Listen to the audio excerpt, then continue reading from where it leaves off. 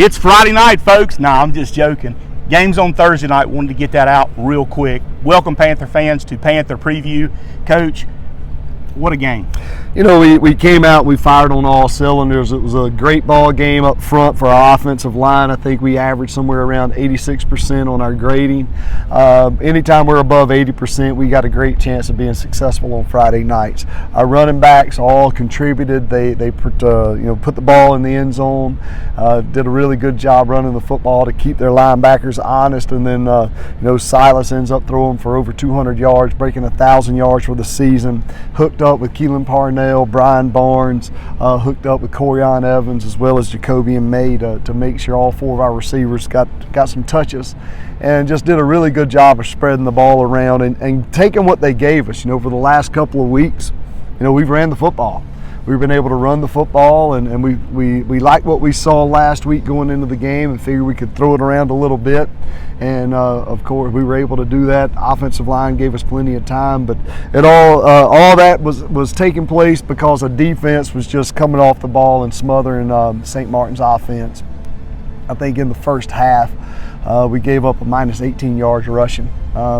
For the game they came out and did a really nice job of keeping the pressure on all game long, and coming out from half, probably one of the most satisfying things as a coach is going into the locker room, getting ready to come out for the half, and hearing your senior leaders, your team leaders vocalizing, we've got 2 more quarters to play. We've got 24 minutes to finish this thing. Let's do it.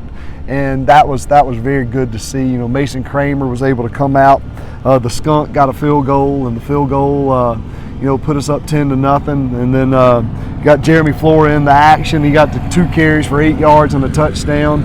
For 4 years he's been begging to get the ball in the end zone. We were finally able to get it. It took him, 3 tries? First we had a penalty on the first play, and then after that he carried it 8 yards from the 8-yard line. He was able to punch it in, and showed some real athletic moves back there. And people forget that he's just a tremendous athlete. He can run, he can catch, he can throw.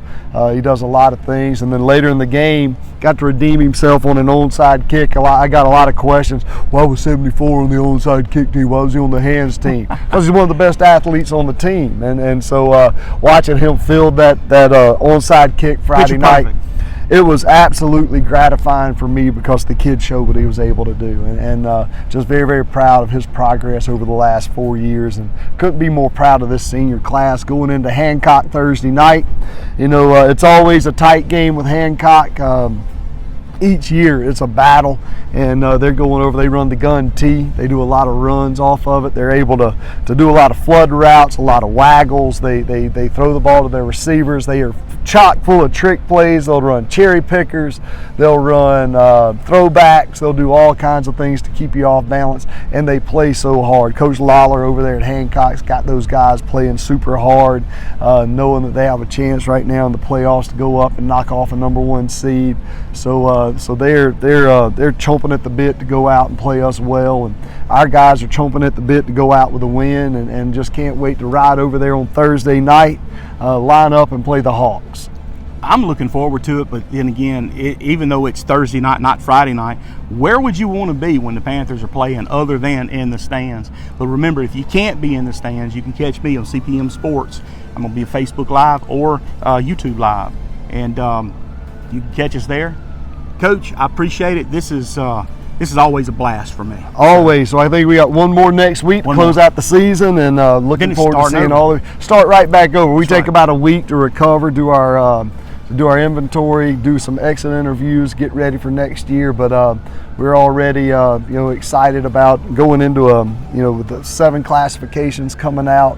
We'll know next week or the week after where we fall. It looks like we're probably going to fall somewhere in the 6A range, and just have a whole new schedule, a whole new opportunity to go out and make some noise in whatever region we're in, and just represent Pascagoula to the best of our ability with our war face mentality. Looking forward to it. Hey, Panther fans, hope to see you Thursday night in Hancock.